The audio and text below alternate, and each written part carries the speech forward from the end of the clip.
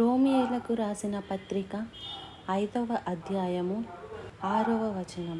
ఏలయనగా మనము ఇంకను బలహీనులమై ఉండగా క్రీస్తు యుక్త కాలమున భక్తిహీనుల కొరకు చనిపోయెను. నీతిమంతుని కొరకు సైతము ఒకడు చనిపోవుట అరుదు.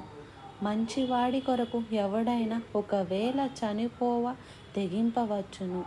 అయితే దేవుడు మన ఎడల తన ప్రేమను వెల్లడిపరచుచున్నాడు. ఎట్లనగా మనమింకను పాపులమై ఉండగానే క్రీస్తు మన కొరకు చనిపోయెను. అది ఆయన ప్రేమను మనకి వెల్లడిపరుస్తూ ఉంది. క్రీస్తు ఎవరి కొరకు చనిపోయాడు? మన కొరకు చనిపోయెను. నేను బాప్తీసం పొందాను అన్నా కూడా బాప్తీసం పొందేంత మాత్రాన పరలోకం పోరండి.